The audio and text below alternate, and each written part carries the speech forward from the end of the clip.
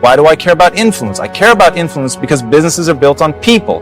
People have all these weird bugs in the system. They act f***ing weird. Like, people act weird. They act crazy. They act at total odds from what they say they want. To do the job, to live your life, and protect yourself from all of the things that may affect your life. There are people right now that have been told that they're worthless. The next step is being a leader.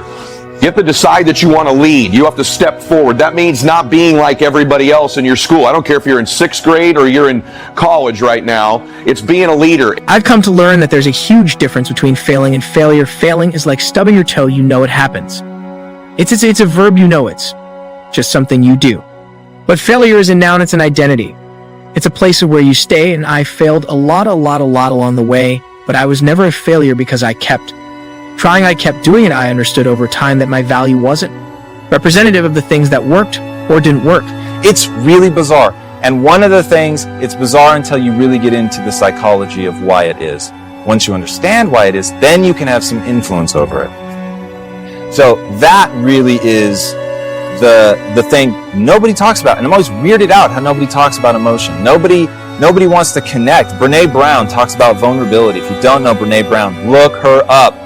Dude, I will be the most vulnerable cat whenever, because it tells people I'm real. It gives you real insight into me as a human being. Now, why is that important? Because you know I wouldn't do it if it didn't move me towards my goals. So even vulnerability for me is a strategy.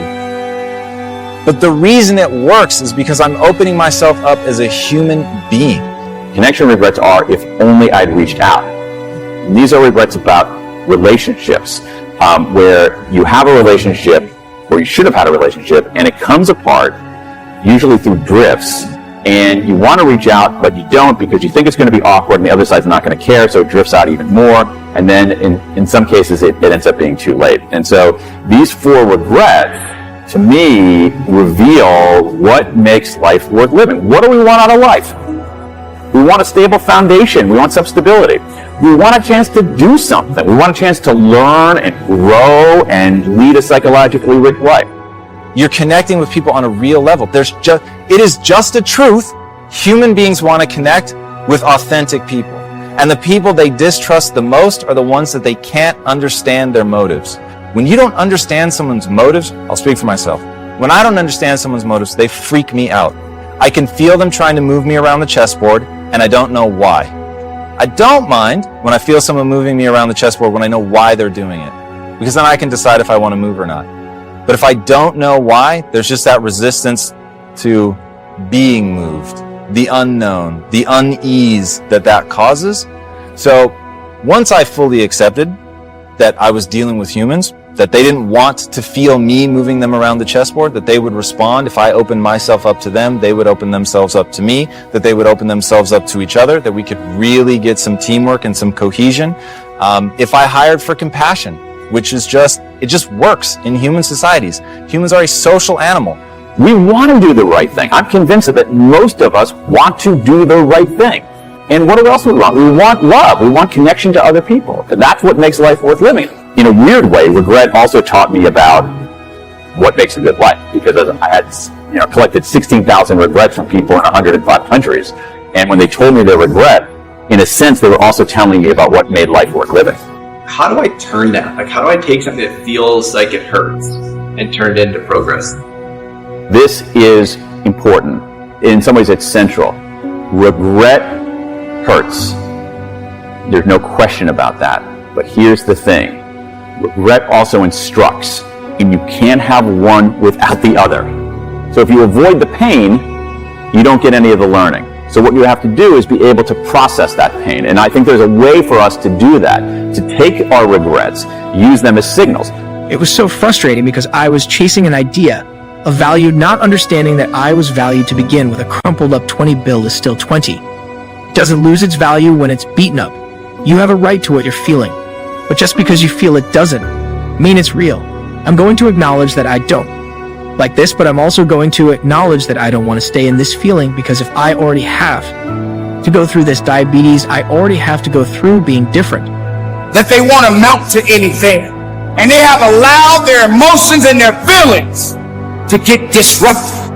And ladies and gentlemen, you allow these things to happen because you're not protecting yourself. So you got to suit up. You got to put on that armor. You got to be a little bit more faithful. You have to understand that there is a purpose behind the purpose.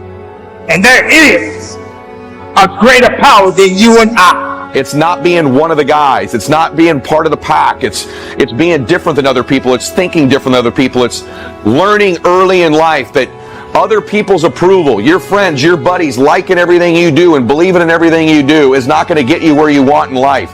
It's being a leader. It's being a visionary. It's being unique. It's stepping out. And when you're young, you're going to take criticism for it. You're going to take flack for being different, for not going with the flow, for not drinking with everybody or smoking weed with everybody. Stay away from those things when you're young. Stay away from them when you're old if you can. These are not the practices of people that win. Let everybody else smoke and do drugs and smoke weed and get in trouble and go down that path, and you lead. You step out, you be different, you be extraordinary, and you be proud of the fact that you're different. I already have to go through feeling like a monster. I don't have to beat myself up in my own head. If you get a flat tire on the side of the road, you don't set your car on fire. You deal with the flat tire, but that's what I felt like I was doing, and a lot of people set the car on fire instead of addressing the main issue. They'd build upon it and make it worse. How can I become more than what's happened to me? How can I become more than the circumstance that I hate? But how can I not let the hate towards the circumstance? No matter how you look at things, you can't do it alone. But you better put on that armor. Don't glorify yourself. Because you're only passing through. Suit up that armor. And be about your business. Because that's what we have to do. Don't take your life for granted. Don't feel that you cannot be touched. Because you must know, keep that armor on, carry on, and live strong. And from the bottom of my heart, keep the faith, look up, and conduct your business. The question is, why do we fall? The next thing is you got to work on your self-confidence, right? You got to become more confident. You know when you're listening, it's something you don't have enough of. Self-confidence is the process, listen to me, of keeping the promises that you make to yourself. When you begin to make a promise, I'm going to get up at a certain time, or I'm going to clean my room, I'm going to get a certain grade, I'm going to study, I'm going to do something, deliver on the promise you make to yourself. Not what you promise your parents or you promise your friends, what you promise you. When you begin to stack what you promise yourself and you deliver on it, you begin to build a reputation with yourself that you can trust you, and that will serve you the rest of your life when you trust and you like you. That's self-confidence. Keep the promises you make to yourself. The next part is start to work on your self-worth, your identity, which is different than just your confidence. Self-worth means I deserve this. I'm worth this. And that comes from doing the hard work. That comes from being unique. It comes from noticing it when you're a leader, noticing it when you do things other people don't do, noticing it when you turn away from bullying somebody and you're the kind one, or you interrupt someone who's bullying and you stop it. I can't control me. You know, sometimes we get addicted to this, like making everything beautiful, making everything like amazing, and sometimes we have to be real. Some situations do suck, they do, and we have to allow them to suck and not invalidate the fact that it does suck. My job is to not let my mind take over. And that's when I win and when I lose, and everything in between. You have a choice between what you think and what you do, and that choice is everything is everything.